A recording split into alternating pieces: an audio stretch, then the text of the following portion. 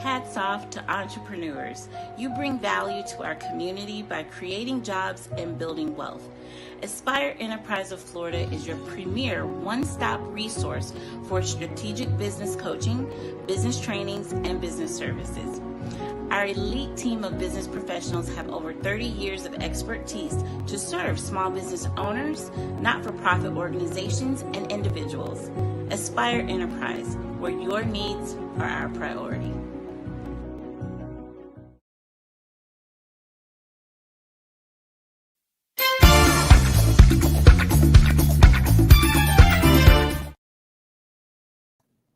Hi, good evening, everyone, and welcome to Palm Bay Live. And I'm your host, Kevin Bastiana, and with me tonight is Miss Marcie Adkins, and she is joining me live and from our home. And welcome. Thank you. Nice to be here. Right. Good. We know we have a nice audience that's growing here today, and so we would like to start off with a few questions with Ms. Marcie. And Ms. Marcie Adkins is basically running for District 53, and her opponent is Mr. Randy Fine. Am I right? That's correct. Okay, and Ms. Marcie is a registered Republican, so it's going to be a primary August 18th, and so let's get it started. Ms. Marcie, please tell us about yourself and your educational background, and anything, little thing that you think the voters need to know. Well, I moved here to Brevard County when I was a child, age 7. I'm 60 years old, so I moved here 53 years ago. I think that's something that's pretty important. So I have a great love for Brevard and a lot of history here. I went to elementary school here, junior high, high school. I'm a public school kid. After that, I went to the University of Florida, and I studied, actually my first degree was in chemistry of all things, but I am a failed chemist. I did not like that career path. And so I went on to school and I found economics, which I'm naturally gifted in, and I earned a PhD.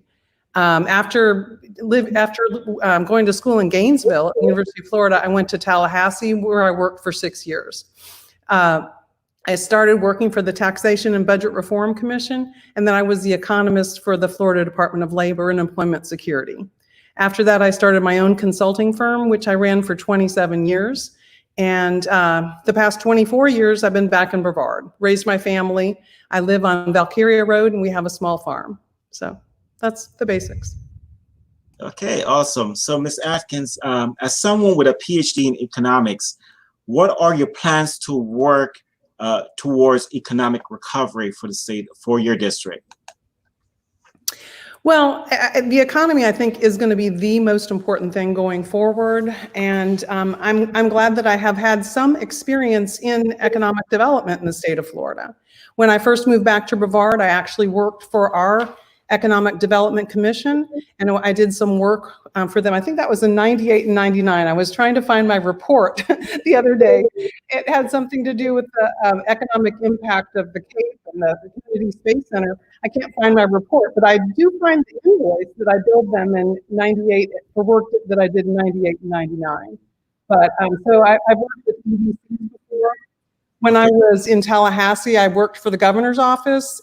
I was hired by the Florida Chamber of Commerce as well as the Florida Department of Commerce, and did a variety of different things there. So I think we're just going to have to look at the total economy. I've had some experience, like I said, working for the Taxation and Budget Reform Commission. I'm not an expert today like I was 27 years ago when I was in Tallahassee on all the state funding by category, but I can become an expert again. But this is my area of interest, and I know that I'll be able to be unique because I'll be the only woman in Tallahassee, the only legislator in Tallahassee with a PhD. And I really hope to bring those talents to bear for the state. So. Awesome. Let's ask you this. If you were voted into office today, what would be your incoming priorities for the district? Well, I think one of the main things is to try to get rid of a lot of the dissension that's going on right now. There's a lot of animosity and dissension in this campaign. I don't like a lot of what I see. I think we really need to all get along a whole lot better as a community and collaborate, working together. I see divisiveness across the board with different politicians attacking others, and that's just unacceptable. People need to respect one another and work together. So I think that's one really important thing. Beyond that, the economy is my #1 priority. And I think the second priority is to bring money into Brevard. I don't think that we're doing a very good job with that. We need a lot more money for the Indian River, and it's just never come. So, right. You know, that. And I'm going to touch on that further down in the interview because I do have some questions in regards to that. Okay. Let me ask you this. Well, let me take a question from a viewer, Mr. Bernard. Okay. Mr. Bernard asked, how does Ms. Atkins feel she's different from Mr. Fine? How you want to answer that? There's many ways I'm different from Mr. Fine. Many, many ways.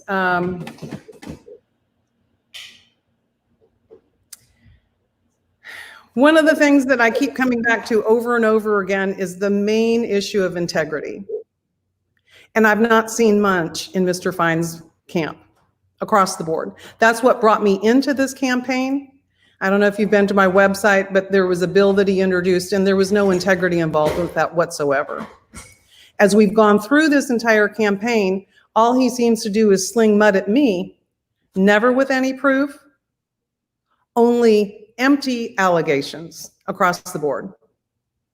Okay, and we're going to get some of those issues too, as well. We can get into that. So, yeah. But that is, I think, the main thing is integrity. Okay. So, and then I'm willing to address the issues, which is quite important. You know, I've gone to great lengths to develop a website, and I think I counted 9 blogs that I wrote. I printed them out, but on the different issues, and I'm coming up with an Indian River one soon. I've drafted it a while ago. I just haven't put it out. But I've really tried to address the issues, which I see as something that the incumbent has not done either. So I think those are 2 really important issues. Okay. Or 2 differences. Yeah. All right. Another viewer asks, go back to your question, to the answer that you gave. How will you bring that money in that you said you're going to bring in? Okay, so let's just talk about the Indian River. Would that be a good enough example, do you think? Yes, go ahead. Okay. Because I think that that's one of the areas where we have the greatest need for bringing money in. What I think's happened in that case, we should be really clear on as well. As far as the Indian River, I think I've seen the incumbent yell and fuss at all the local governments whenever there's spills. Yes, we shouldn't have spills, and the spills are bad, but it's due to aged, ancient infrastructure. 30-year-old infrastructure that needs to be replaced, and we need big money for that. His response, though, is yelling and fussing, and then to increase the fine from $10,000 to $15,000 for every spill. That doesn't make a bit of economic sense to me, because it's not changing anyone's behavior. And all it's doing is taking the money from our local governments and sending it to Tallahassee. That doesn't do us any good. That doesn't change the Indian River in any way. It just slaps the cities on the wrist and says, bad boy, bad girl, you know, you get a bigger fine now.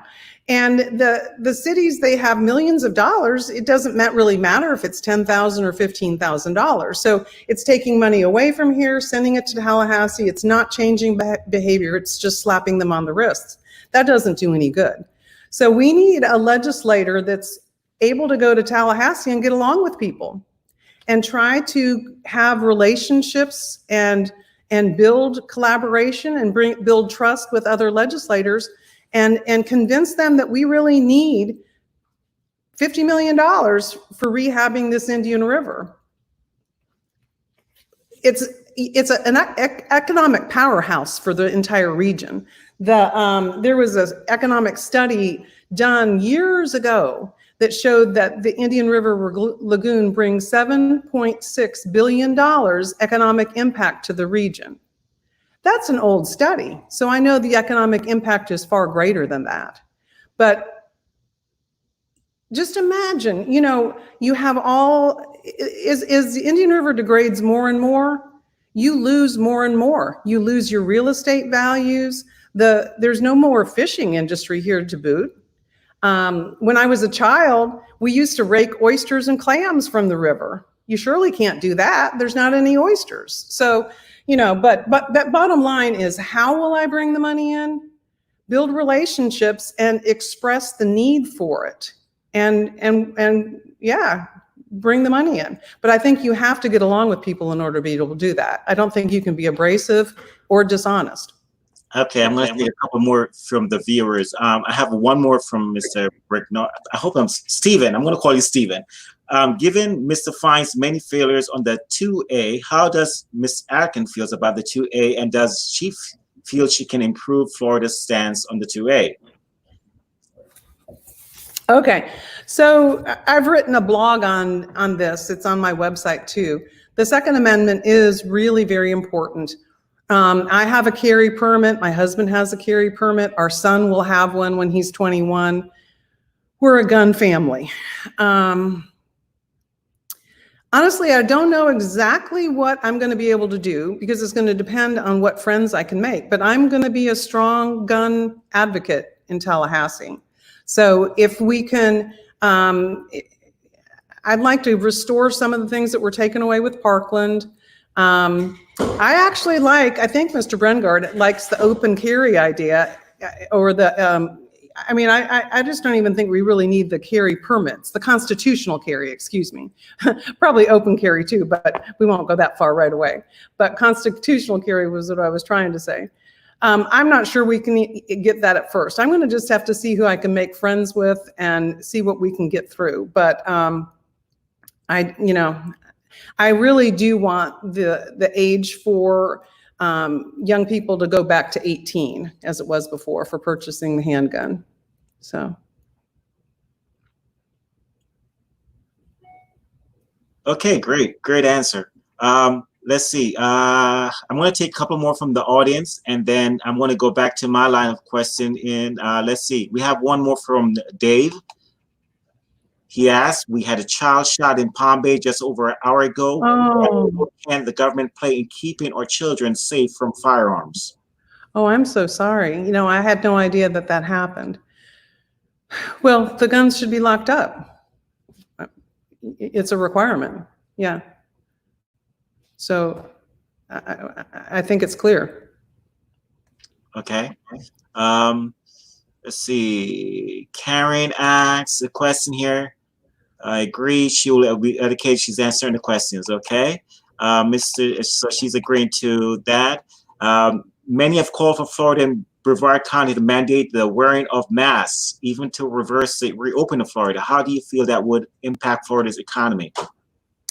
I really don't think it's going to impact the economy, Stephen, but I do think it's going to impact our rights. I mean, I don't like mandating of masks. I really don't.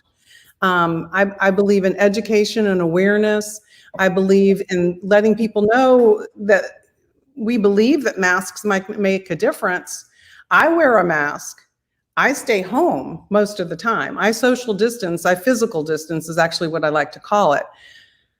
Mandating just seems draconian. I did not like it when it came out in Osceola County. You might have seen that me speak against it on my Facebook. To have a fine or to be threatened to go to jail for not wearing a mask, that's just offensive to me and draconian. So I think people should be encouraged. My hairdresser and my nail tech, they don't allow you in their salons without masks, and I respect that. And I respect my friends who, my house, my rules. If I was a hairdresser, I would be requiring my customers to wear masks too. And I think that the customers should respect that. Unfortunately, some customers don't. But, if I was the business owner of a hair salon that wouldn't wear a mask, I would say bye-bye, and I think that people should be free to do that. So I think that we should encourage wearing masks, but not mandate them. I just don't like that a bit. And I'm glad that Brevard County voted it down today. Okay. there's a lot of good questions coming in from the public. Very, very good questions. Very good public. My questions that I had lined up for you. Let's see. I want to, so audience, I want to go back to your line of questioning for a second, but I ask her about the Interstate 95 audit scandal that happened here in Palm Bay recently. Okay, can you hold on 1 second? Can you turn the air conditioning down? I am hot. Okay, thanks. All right. She's on the hot Getting hot in the Palm Bay Live over here. Can you talk about the alleged corruption related to the Interstate 95 scandal? It cost taxpayers a lot of money.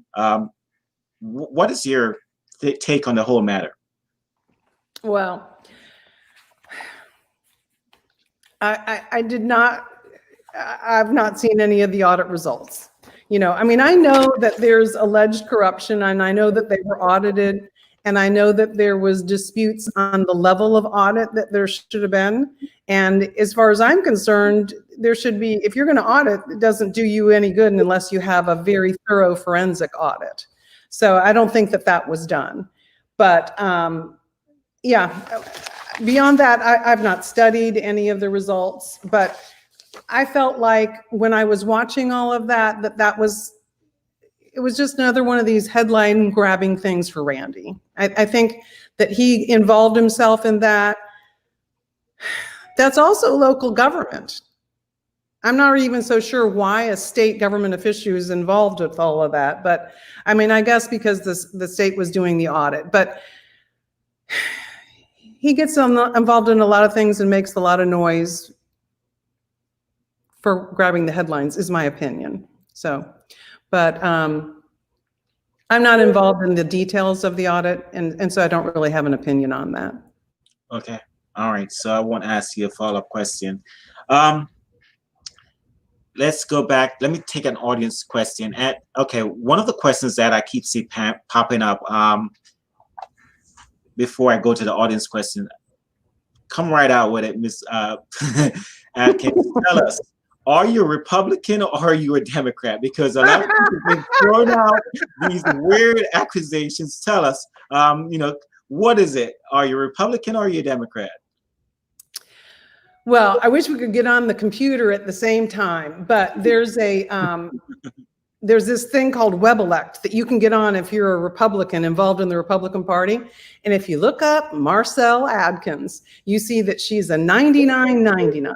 That means that I am one of the very, very few people in this area that always votes. And always votes Republican, and always votes, because you can't get 100% apparently. So 99% of the time in primaries, I vote, and I vote Republican. 99% of the time in the general elections, I vote, and I vote Republican. So I just think that it's absolutely absurd. Oh, and if you come to my house and you look at my gate out in front, there's big Trump flags. Those my husband got for Christmas. I don't know how many Democrats have Trump flags on their front gate, and then above it is a Marcie Adkins thing. So it's absolutely absurd.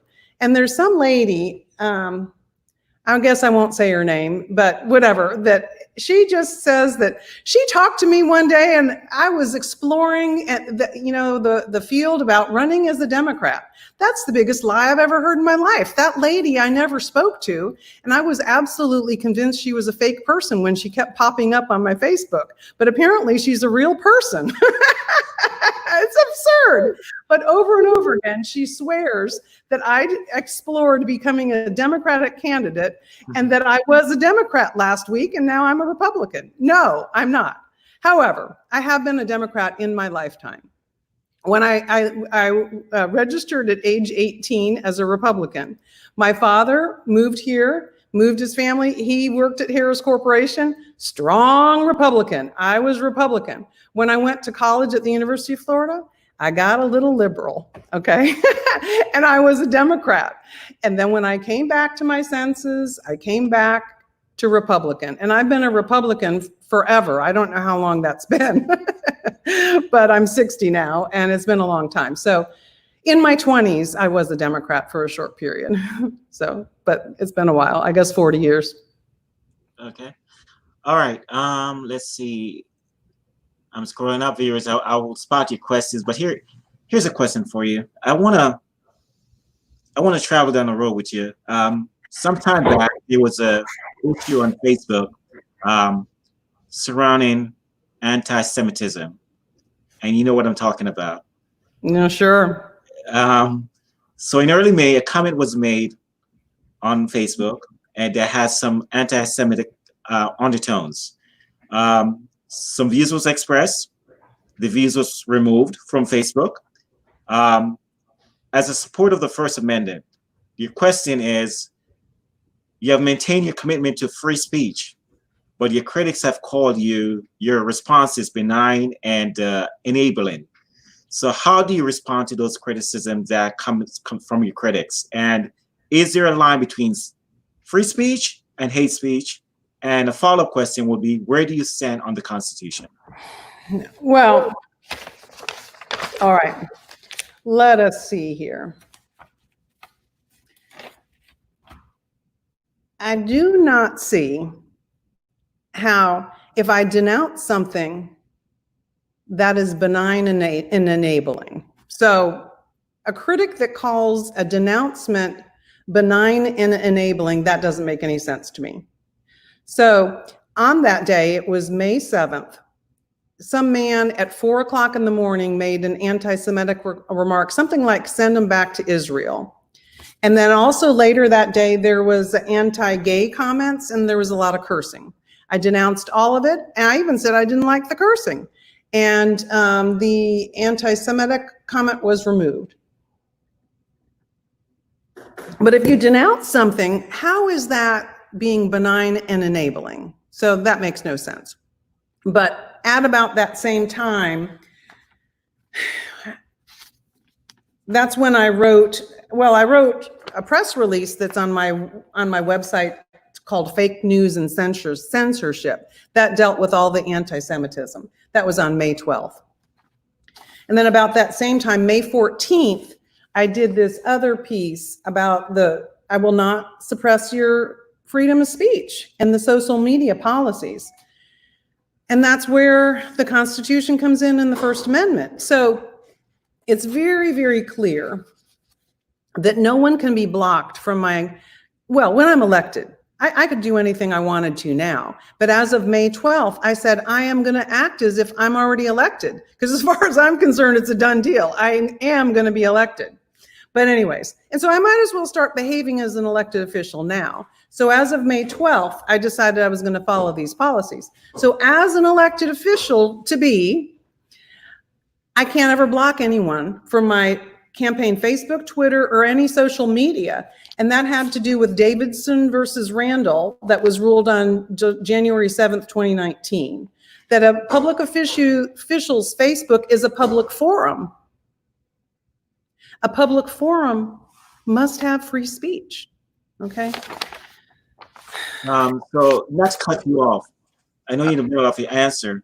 Okay. So let me ask you this question. To be blunt, I know your opponent, it's been said allegedly that he blocks individuals on Facebook. Allegedly, Okay. I have no proof of that. So I've been blocked. How I've been blocked. as a representative, how would you go about your your daily communications with the public? Will you be blocking people as alleged? No, I mean, like I just was trying to say, and I'll just stop going through the details. I haven't blocked anyone since May 12th. I blocked one person for flooding the page, and then she's allowed to come back if she'll write us a letter that says she's not going to flood anymore. Okay, that's the only reason. And there was another man from New York City that was blocked for the same reason. But as long as you don't flood your page, no one's going to be blocked, and no comments are going to be deleted, and no comments have been deleted. Got it. All right, great. So open communication with your district, and the doors are open. That's what we're getting from you. Okay, all right, awesome. Sandy had a great question. What do you propose? I can bring all of it on the screen, but I'm going to read Sandy question. What do you propose for responsible growth in Brevard? What do you propose for responsible growth in Brevard?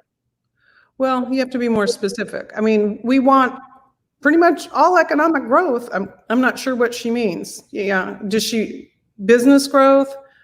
Probably business growth. Yeah. Yeah. Yeah. She So didn't. I don't think we ever want to stop any business growth. So Okay. Well, sure. Sandy, the floor is yours. You can go back and opine it to your question if you want to give more details. Dave asks, what is the first piece of legislation you would file as a new representative?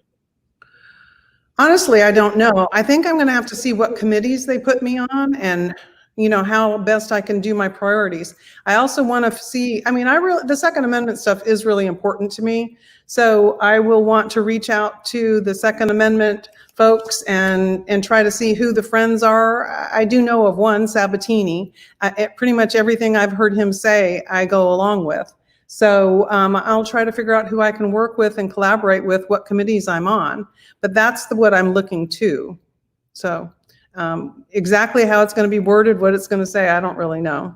But all right, we're going to entertain this one last time. Who is running your Facebook page right now? Who is in charge of? Because I see those questions are popping up in the comment section. Is there somebody administering that?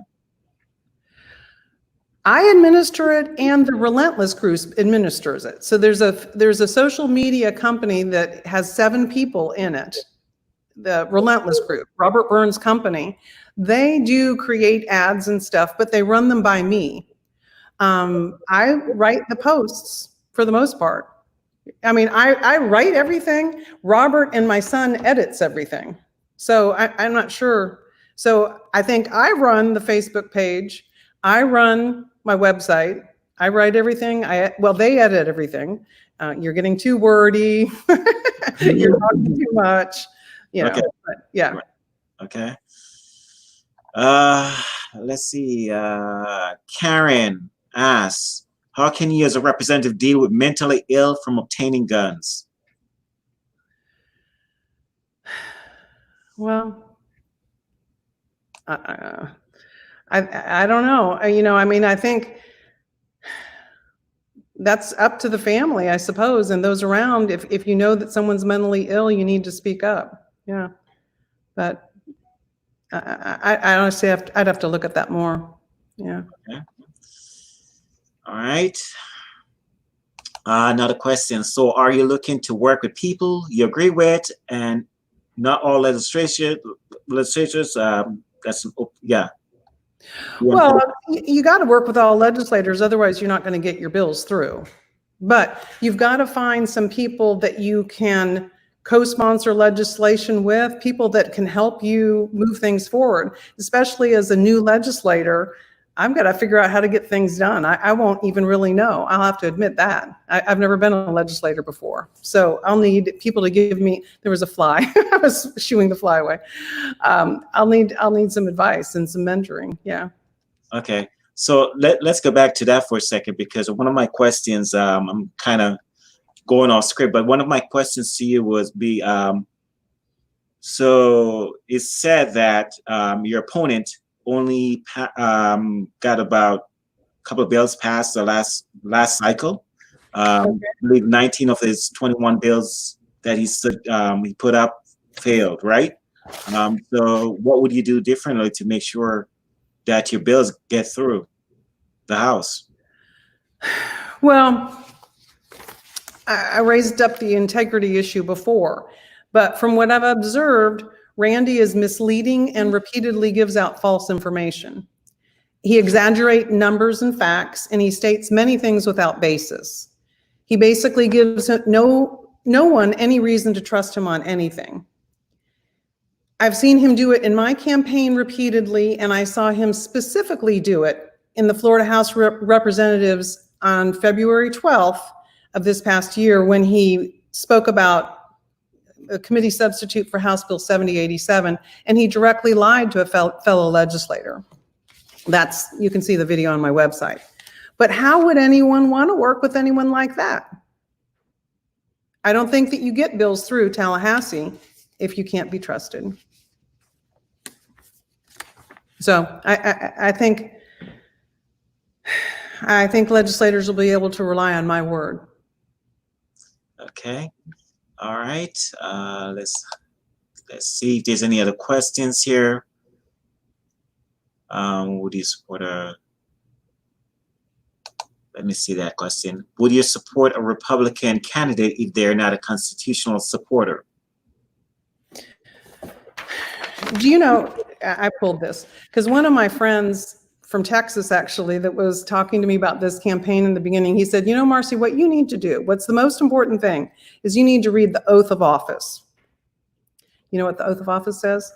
I do solemnly swear that I will support, protect, and defend the Constitution and government of the United States and of the state of Florida, and that I'm duly qualified to hold office under the Constitution of the state, and that I will well and faithfully perform the duties of Florida House of Representative for District 53. So I would not support anyone that does not support the Constitution because they're not upholding their oath. Republican, Democrat alike, everyone, in order to hold office, must support the Constitution. Okay. Miss Tiana, she asks, would you take a more active role in working with Palm Bay City Council to improve their show of integrity as well as bringing a better economic plan rather than condemn, criticize them? And can I opine to this? It was stated at some point that your opponent want to pretty much do away with Palm Bay. I'm not sure how true that is, but you know, want to kill the charter. So what is your whole perspective on Palm Bay as a city? Well, I don't know if the incumbent said that he wanted to get rid of Palm Bay or not. I don't know if he said that. I do know that he said that he wanted to get rid of the University of Central Florida. So I wouldn't be surprised that he said that he wanted to pull Palm Bay's charter too. He says things like that. But Tiana, as far as taking a more active role in working with the Palm Bay City Council, no, I don't think I would do that. I don't think that's my job. I believe in home rule, and I believe in letting local government do their jobs. And you know, we need to work together where things overlap. For example, a lot of times people don't know who does what. So some people from June Park have come to me with some of their problems, and they're really not state issues. They're issues that need to be dealt with by county government because they're in the county. So I'm sure that the same thing would happen with Palm Bay. I'm sure that Palm Bay residents will come to me with problems with Palm Bay, and then I will take an active role with the Palm Bay City Council, directing them to the people that they need to get with. But I really think that Palm Bay needs to solve Palm Bay problems, and I need to solve state problems. But I will help my constituents get to the right places. So I hope that helps. But I am not going to condemn and criticize them. So. Okay. All right. Let's see. I have a question here from Mr. Carmine Batali. It's asking, is it accurate that your campaign manager is in violation of filing your financial reports in a timely manner? Mm-hmm. That's absolutely false. So I mentioned that there was a press release that I put out on May 12th. That was all the anti-Semitism. I've drafted another one for all this recent stuff, which is just ridiculous. Mm-hmm. Anyways, I got a draft. I've also hired a law firm because the incumbent made some outrageous claims recently on the 28th. Most offensive of all is calling Robert Burns a 4-state felon. So that's why I hired the law firm. And they have done a criminal background check. They are in the process, they've been working on it for 2 days. They are in the process of scouring the records in all 50 states because I want them to do a thorough job. But so far, he is not a 4-state felon. In fact, he doesn't have a felony at all. So, but that's what the law firm will be able to attest to, that they've done a thorough review, and he's not a 4-state felon. So that was not your question. But now we're going to go to the not filing my financial reports in a timely manner. Okay. Fine posted these letters here that are addressed to Robert Burns and the Friends of Florida, PAC. Does this say Marcie Adkins? No, it does not say Marcie Adkins. When you are in a campaign, you have to go along with this, and you have to file this, all of these rules by the state of Florida. I am Marcie Adkins. My campaign is the campaign of Marcie Adkins. My financial reports are filed by my treasurer. She does not have one report late. She does not have one thing wrong. We have no fines. We have no nothing. Okay. So Marcie Adkins, me, the campaign of Marcie Adkins has everything in.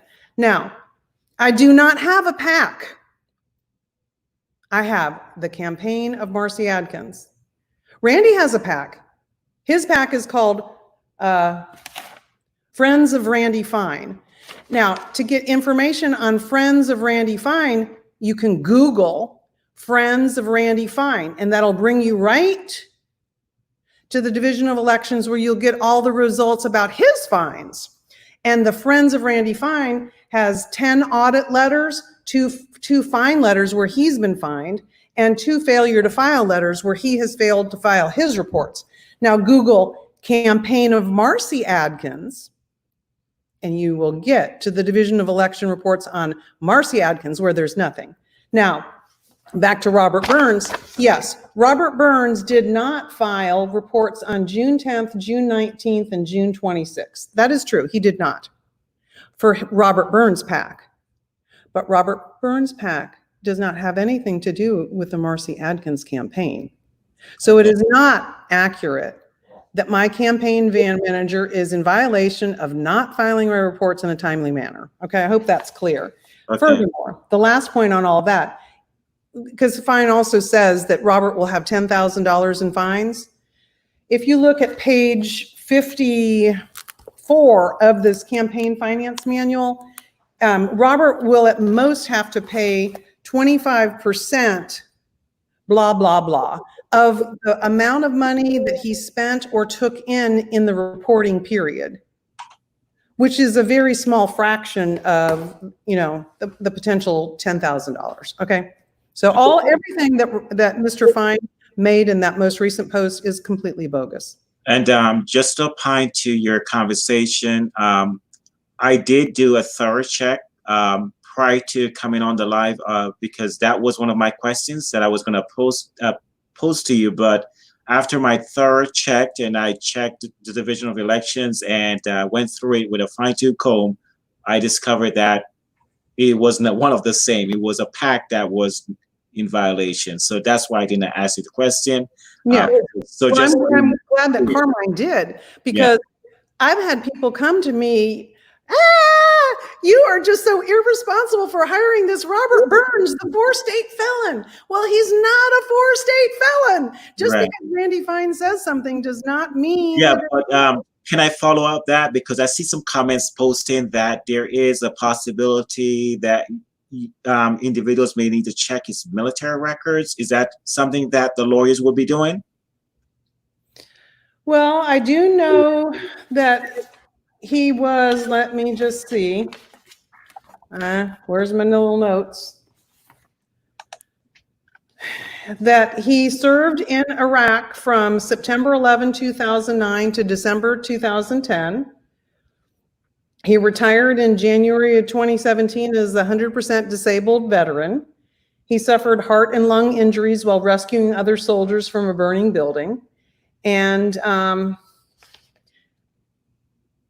he's receiving 100% disability because his injuries. And I just don't think that he's going to receive 100% disability or have an honorable discharge if he was a 4-state felon. So I don't know. I haven't asked the lawyers to investigate his military thing, though. They did give me this. They could tell when he served, and that he got some kind of star. I can't really remember. I didn't have that written down. Maybe a Bronze Star or something like that for saving the soldiers from a fire. Mm-hmm. But I've asked the lawyers specifically to address, is Burns a 4-state felon? Because that was the most recent thing. So I really I can't pay the lawyer. I'm paying the lawyers enough as it is just to search all 50 states for felonies, okay?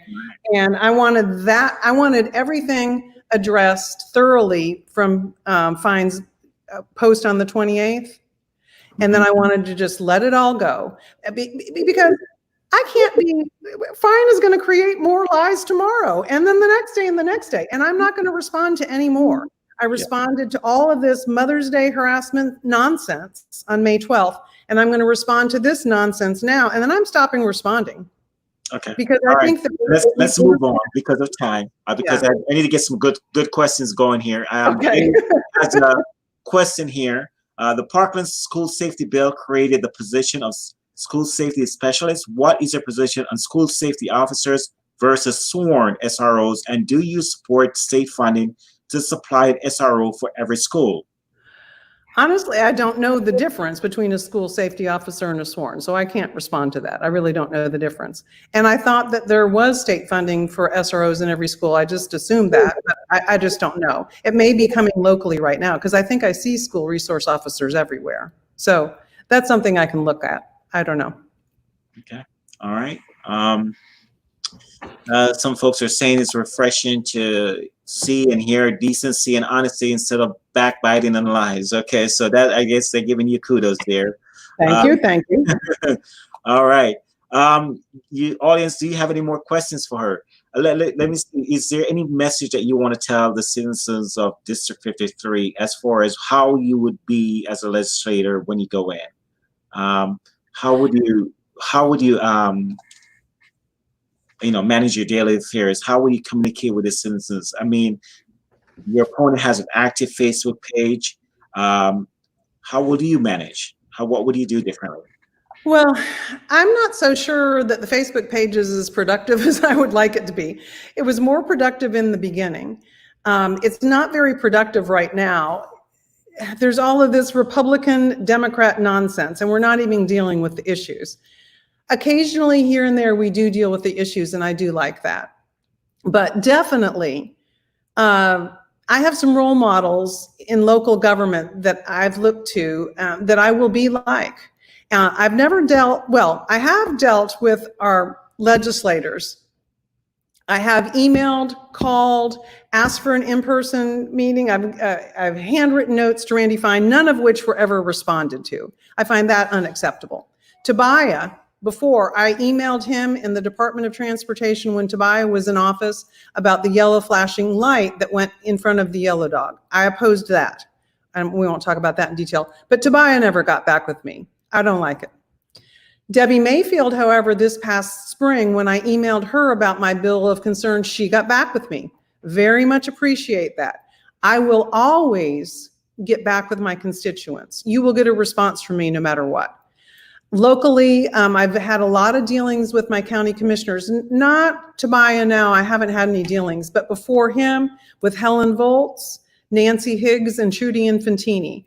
Anytime I needed to talk to any of those ladies, I always had a meeting with them. So I will be very much like all of those women, and you can talk to me. And the same thing is true now. I try to answer every phone call, email, question. I invite people to go on the Run 53s for me. I want to be available to you.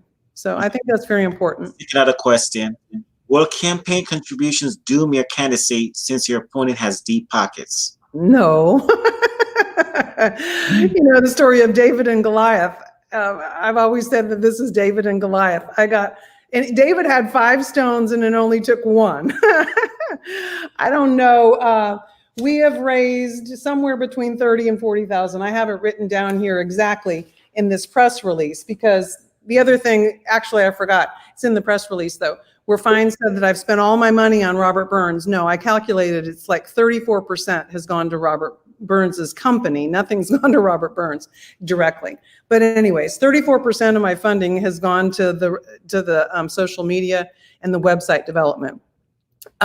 We do not, Randy does have, I don't know how much money he has. I haven't looked lately.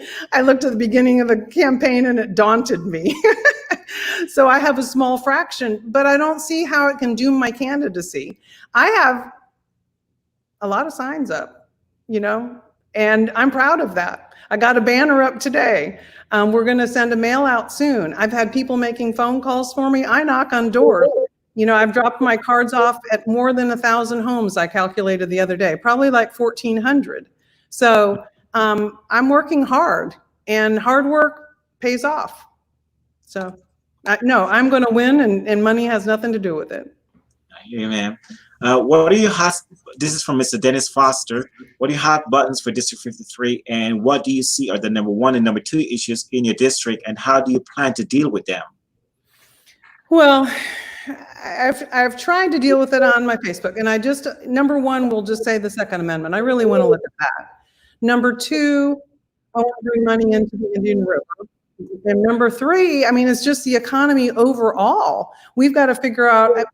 DeSantis had to veto a lot of things. I think they called it the Red Massacre budget. You know, we're in a bit of a mess right now.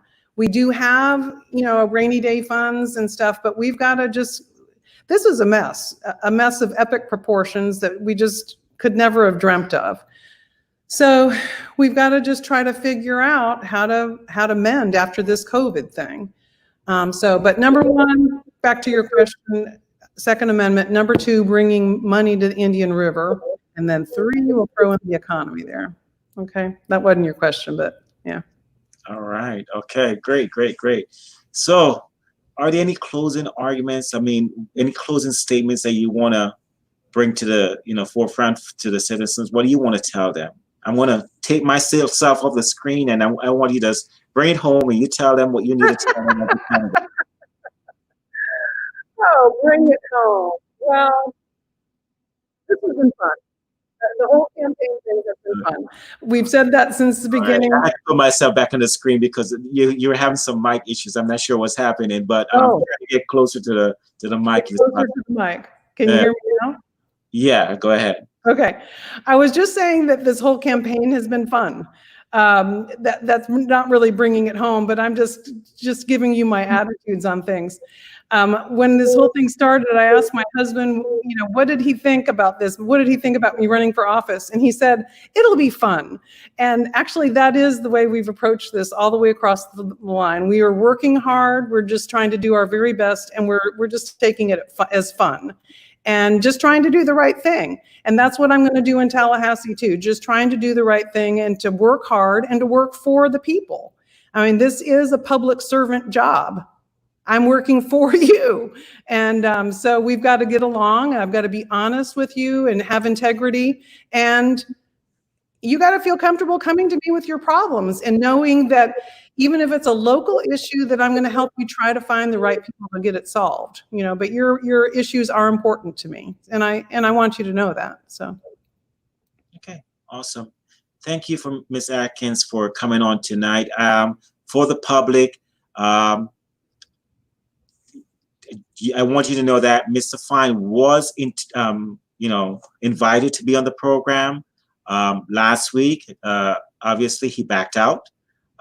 Did not show up, and that's something that I talked to him about, and we had conversations and about it. So yeah, we have an understanding where that is concerned, and so I'm not going to go into the details of that anymore. Go ahead. I put on Facebook that he was invited now, and I would be glad to appear with him out into the future if you can talk him into it, because I think having a debate forum would be excellent in this election cycle. So if we can work that out, I think it would be great. Yeah, well, you send the invitation. If you the invitation is there. But I did my part, and I tried to put it on. Honestly, that's all we can do. Yeah, and that's all I can do. And that invitation was extended. He accepted, but then he backed out. Okay, Ben, we make a new one now. He's invited to come back, I think, right? And then we'll have a debate if you want. And that would be great. I will have to talk to my second half. Okay. You know the reasons behind that. But yeah, so that it is what it is. We're here, and thank you guys, listening audience, for tuning in. We do have some mayoral interviews that's coming up next week. We have Mr. Alfie Agari. He's coming up. That's going to be on the 7th. And then we have a ton of interviews. I'm going to be busy the month of July. Do not feel sorry for me, you guys, but I'm going to need you guys' help. I'm going to need you guys to submit to me a lot of questions make it easier for me, because the bottom line is I do have a 9 to 5. I do have a regular day job that I have to do. So it's going to be hard juggling, but I do have 3 interviews next week and 3 interviews the following week, then debates, and debates for the C2 and debates for the mayoral candidacy. So all of those are are going to be there. So yeah, so basically I need your help. Send me your questions for the candidates. All the events are listed on the Facebook page. You can see who are the candidates, and you can read more about them on the website.